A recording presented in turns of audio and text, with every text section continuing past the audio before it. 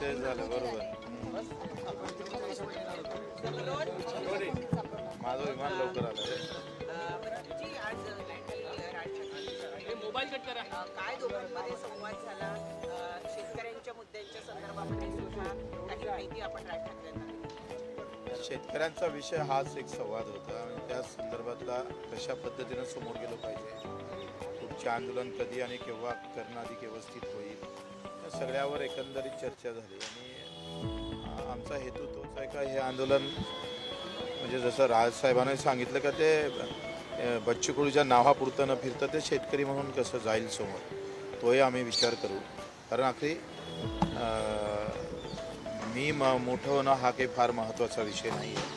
शेतकरी जो अडचणीत सापडलेला आहे आणि सरकार त्याची जे काही टिंगलबाजी करतं आहे ते फार चुकीचं आहे. देवेंद्रजी ज्या पद्धतीनं म्हणतात का दुष्काळ पडला तर मग आपण कर्जमाफीचा विचार करू आणि दुष्काळ पडायची वाटच आता सरकार शेतकऱ्यांनी पाहावं असं एकंदरीत जे चित्र उभं केलं जात आहे ती शेतकऱ्यासाठी अत्यंत दुर्दैवी गोष्ट आहे.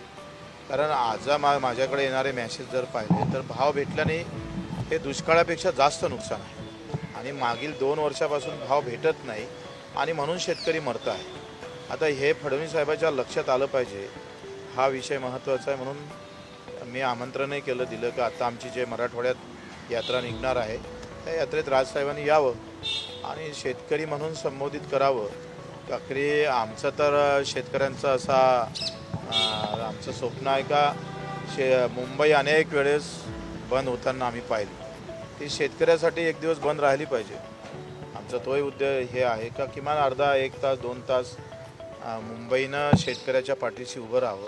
कारण ही आर्थिक राजधानी आहे देशाची आणि या राजधानीतूनच आमच्या शेतकऱ्याला एक दिलासा देणारा आवाज निर्माण व्हावा, त्या अपेक्षा आमच्या राजसाहेबाकडे आहे. बच्चूभाऊ, महाराष्ट्र नवनिर्माण सेना अर्थात राज ठाकरेंनी गेल्यावेळी पाठिंबा दिला होता आंदोलनाला, आज चर्चा झाली आहे. येत्या काळात तुमच्या आंदोलनाला नवं बळ आणि त्याचं स्वरूप व्यापक होईल का मनसेच्या या पाठिंब्यामुळे? बिलकुल. मला असं वाटते का हा विषय एका पक्षाचा नाहीच आहे आणि एका जातीचा आणि एका धर्माचा नाही आहे. कारण शेतकरी ह्या सगळ्या जाती धर्मात पक्षात आहे. त्याच्यामुळं मनसेनं ज्या पद्धतीनं समोर आलं तर निश्चितच बळ भेटेल. आमचा अजेंडा हा निवडणुकीचा नाही आहे. मरणारा शेतकरी वाचवायचा आहे. रोज एखाद्या काय म्हणते भुके असलेल्या वाघासमोर उभा असतात शेतकरी. कधी त्याचा जीव जाईल ना काही सांगता येत. राजकीय अजेंडा नाही असं तुम्ही म्हणता, मात्र एकत्र आले तर राजकीय बळ मिळालं तर तुम्ही अधिक शेतकऱ्यांना चांगल्या पद्धतीने न्याय देऊ शकाल. राजकीय ताकद एकत्र मला वाटतं त्यावर बोलणं काही उचित राहणार नाही. आम्ही जर म्हटलं का हे आंदोलन जात धर्म पक्ष विरहित कसं करता येईल, कारण राजकारणापेक्षा आम्ही राजकारण त्या शेतकऱ्यासाठीच करायचं असेल तर आता पहिले शेतकऱ्याला न्याय भेटावा. मेंढपाळ असेल, मच्छीमार असेल किंवा दिव्यांग बांधव असेल, यांना न्याय हा 75-80 वर्षापासून उपेक्षित आहे. त्याच्या चुलीवर राजकारणी भाकरी शेकाच्या मी या मताचा नाही. संस्थांच्या निवडणुका जवळ आलेल्या आहेत, त्या पार्श्वभूमीवर छोटे छोटे जे पक्ष आहेत ते जर एकत्रित त्यांनी आपली मोठ बांधली तरच शासनाच्या समोर आव्हान निर्माण करू शकतील आणि त्या दृष्टीनं काही बोलणं झालं. तुम्ही सांगा आता निवडणूक आयोग म्हणतो आम्ही व्हीव्हीपॅटही देत नाही. आता राहिलं काय, निवडणूक केल्यापेक्षा भाजप कार्यालयातच ठपके मारा आणि निवडणुका करा. म्हणजे सगळ्यात मोठं आज भय जे आहे, सामान्यातल्या सामान्य कार्यकर्त्याला मतदाराला विचारलं तर ते EVM मशीन असेल तर तुम्ही कशाला लढता निवडणुका, अशा प्रकारच्या भावना तयार होत आहे देशात. तो मला वाटतं तो आता विषय एकत्र करण्यात काही अर्थ नाही. हा एक चांगला संदेश जाऊ द्यावा. आता त्याच्यात तुम्ही कालवा केला तर माझा शेतकरी दिव्यांग बाजूला पडू नये, मला वाटतं तो विषय आज घेणं काही फार उचित वाटत. शेतकऱ्यांच्या मुद्द्यावर राज ठाकरेंनी काय मत शेतकरी म्हणून त्यांचा अभ्यास याच्यामध्ये बराच आहे आणि एक खंत आहे का शेतकरी एकत्रित येणं हाच सगळ्यात मोठा कठीण विषय आहे. ती खंत त्यांची आहे. शेतकरी एकत्र होत नाही, झाला एकत्र तर मग तो राजकारणात एकत्र राहत नाही निवडणुकीत. जसं आपण पाहतोय का शरद जोशीसारखा माणूस शेतकऱ्यांनी पाळलाच ना.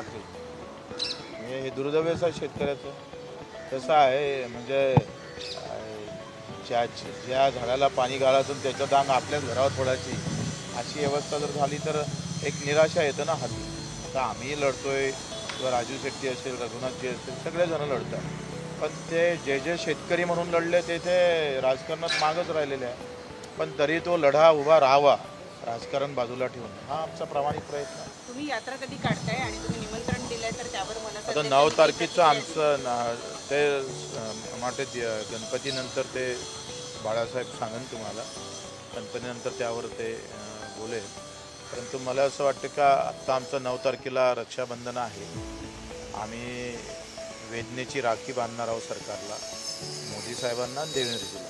त्यांचे मुखटे लावून सगळ्या आत्महत्याग्रस्त महिला 9 तारखेला वेदनेची राखी त्यांच्या हाताने बांधूया. कारण ही काही लहान गोष्ट नाही आहे. रोज आकडा 10 ते 15 शेतकऱ्यांच्या आत्महत्येचा आजही आम्हाला नोंदणीकृत होतं.